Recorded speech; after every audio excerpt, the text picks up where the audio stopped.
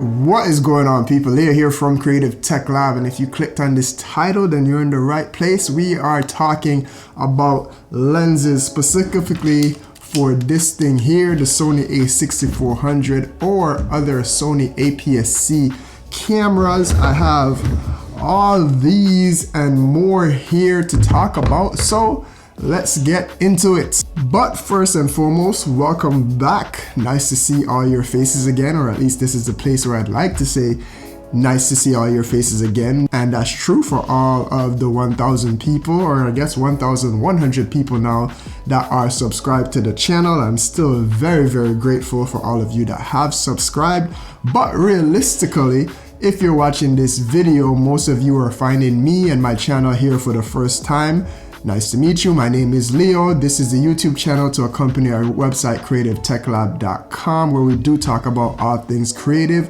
Right now here on the channel, a lot around run and gun videography. So if you're into that and any other creative discipline as we build out the platform, please go ahead and consider joining our little community that we're building here. I would greatly appreciate it. Alright, so as those of you know are already on the platform, I got the a6400. I am loving it so far. And I do have probably a little bit of a unique lens lineup for reasons I'll explain here just in a second. So I do have a wide range of lenses, some that I was testing out, some that I know that I will keep long term, and some that I had specifically to be interchangeable with the a6400 and some future purchases that I hope I have coming up soon. So first and foremost, let's just jump into the lenses here. I guess in no particular order here. I guess I'll go from what I'm most enthusiastic about and what I think is awesome. So first up on the list of my APS-C a6400 lenses is this beauty right here, the Sigma 16mm f1.4. This one is hands down my favorite lens. I'm not gonna say if I could only choose one lens, if this would be my lens, because of it's only fixed, it's a prime, it's a fixed focal length, but this is hands down my favorite lens. The image quality out of this is so sharp, it's so dreamy. The bokeh is just, I didn't think I was gonna be one of those bokeh people, but the bokeh on this, both for stills and for video, just looks super dope. I could not be more pleased with this lens. I will tell you that in getting into videography and getting into photography, or more so videography, I did have a preference to zoom lenses just because it was more versatile. But getting a fast prime, if you had to just get one, and this is almost like image quality wise, I've seen people use this and get stuff close to the Sony 24mm G Master full frame lens, and you know how people feel about that, or if you don't know, go look it up. People go nuts for that lens. This Sigma 16mm f1.4 is on that level. So definitely, if you, whether or not it's your only lens or not, it should be the first prime that you pick up. And I can say I have used them just a little bit, but I don't have them here now just because I think long term I don't want to buy too many primes, too many APS-C primes. But the Sigma Trinity, the 16mm, I believe it's what, a 35 and a 56. I would probably pick that over a really expensive zoom lens, especially the 16 to 55 lens. I don't have that here with me. The new Sony APS-C, the f2.8. I believe that lens goes for around $1,400. I did a test on that. I'll link the video up here just so you guys could see the image quality. But I will let you know that I prefer using this and the other two lenses that come with it. So around, and I think it might even be cheaper. So around the same price there. I'll definitely go for the primes, even though you'd have to pull out and change lenses. But Sigma 16mm, get that. So next up on the list is the Sony G series, the 18-105 f4. This is the most versatile lens in my APS-C kit, and I would say if I had to just choose one lens, this would be it. I know it's f4. The a6400 still does pretty well in low light when you have to bump up the ISO. I did a comparison to the a6400 and the RX100 where I did do some low light clips. I'll roll some of that here now just so you to see. Not too much noise. You can still get a very usable image in low light conditions. And when it is that you're outside, f4 is actually a pretty good aperture. And then the fact that you could get from 18 all the way up to 105 and even more with clear image zoom. If you don't know what that is, link up here, best Sony feature on the camera, or best Sony feature that people don't talk about on the cameras.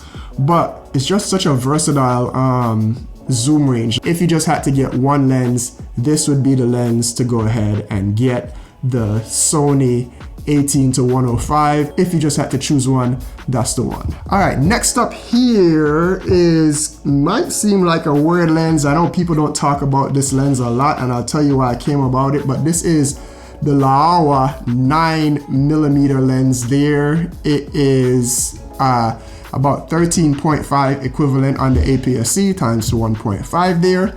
I got this lens to test out just to see what an ultra wide lens would look like on the APS-C lenses there, and I kind of just wanted to see, like, if it is that you were going to get into real estate videography or photography there with the crop sensor, what would you get? Because most of the good real estate or popular real estate videos that are out there are from like the Josh Yo's or the Parker Wallbacks or whatever, and Josh Yo actually recommends the full frame version of this, but I didn't know that there was a APS-C version. The cool thing about this lens is that it's supposed to be zero distortion on the edges. So when you normally have an image this wide, it normally distorts a lot. I still think it distorts a little bit, but not enough to really hinder. And I think you could use this as a nice professional lens.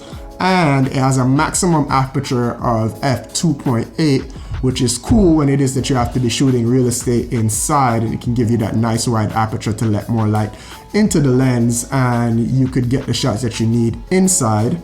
It is a manual lens, so you see the stuff on here. While some people might think that is a hindrance, especially if you're a newbie and you're not used to pulling focus, what I'll say from using this lens or just testing it out here is that when it is that you're that wide, not wide open, but when it is that you're that wide, even at f2.8, you're not really getting any shallow depth of field there. Almost everything is in focus at that wide. So I kind of just set it, use my magnifier just to make sure what it is that I'm trying to look at. But once it is that you set it, you don't really need to keep pulling focus in and out. It's never ever like losing focus when it is, even when it's on a gimbal or something like that. So this is a super awesome lens. It's also super tiny in comparison to the, just to give you a comparison, in comparison to the other lenses there. Is super tiny, it's good build quality. Again, look out for the full review on this coming in the next week or so. All right, as I mentioned before though, I did have the 16 to 55mm when it first came out. I just couldn't justify the pricing, especially since I don't know if I'm going to stick with APS-C long term. And I know I've said that a few times in the video already. The reason being is once Sony updates either the A7 IV or the A7S IV, preferably the A7S IV or 3 or whatever they're going to call it, I am 100% going full frame. So that's the only reason why some of these lenses, I've gotten them, returned them, and don't want to keep them, or don't want to keep going full on in APS-C. Some of those lenses are good, but it's better to just go ahead and start investing in full frame. So that's a good segue into the lenses that we do have, because the beauty of the Sony E-mount system is that you can use your full frame lenses on the APS-C bodies. It just has a crop on it. So the other two lenses that I did picked up the Nifty 50. I feel like it was on sale. It was like less than 200 bucks I think I got it for. And the Nifty 50, I link up here my full review. I've already done my full review on this one. It gives you an equivalent 75mm focal length there. So at that focal length, that is a really good portrait type focal length there. It's really flattering on faces. It's also really good for B-roll and product photography. So while it is that there is a specific APS-C version of this, I kind of wanted to go ahead and get something that would work on full frame. It's so cheap. There's tons and tons of mixed reviews on there. I got tons of comments when it is that I did the review on this on the A6400. But the thing that I did say in my review was paired with the A6400, the autofocus is so fast on the A6400 that it does mitigate a lot of the cons of this particular lens. So I'm not going to tell you to run out and buy this. If you are sticking with just the APS-C, you're probably better off spending the money on the OSS version, and if you're going to stick with just APS-C, the 50mm for that. But if it is that you are going to be like me and you're going to be flowing between the APS-C and the full frame world, then this one is another good one to get as well. And then last but not least, what we have here is the Tamron 17 to 28. This is another full frame lens here. This lens is also really awesome. Of the lenses that I've just shown you, it probably is the one that I use the second most to the Sigma. At f2.8, it is awesome. The equivalent zoom range that we're talking here at 17 is around 25-ish there, and then on the top end you're looking at around 42, I believe, if I did my math correctly. But this one is probably the lens that I use the most, and again at f2 you're gonna still get some nice creamy bokeh when you get close enough to your subject. It's wide enough to where I vlog on it and I don't have a big problem. I know some people think that that is not wide enough to vlog on, but I think it is. And once it is that I go full frame, this is going to be my preferred lens because 17mm will definitely be wide enough, and this will be my wide angle zoom lens and fast aperture lens for me there on full frame. But I can say on an APS-C body, again, this performs really well and gives you some great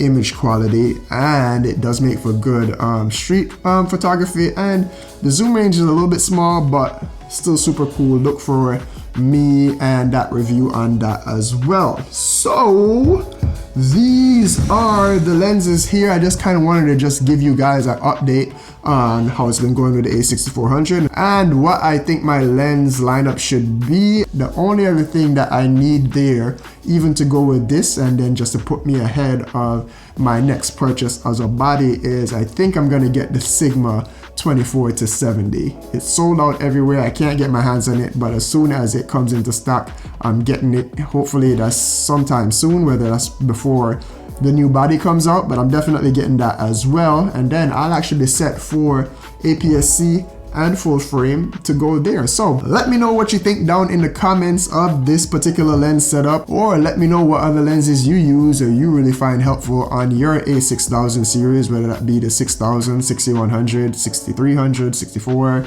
Sony just keeps going with these cameras, but you know what I mean. Anyway, I think I've talked for long enough here for a video like this. Thank you for watching. Thank you if you are still watching here. Really appreciate those people. Look out for the full reviews on all these lenses, and I have a ton more content coming up. So again, hit that subscribe button, hit the notification button, and I will catch you in the next one. Peace.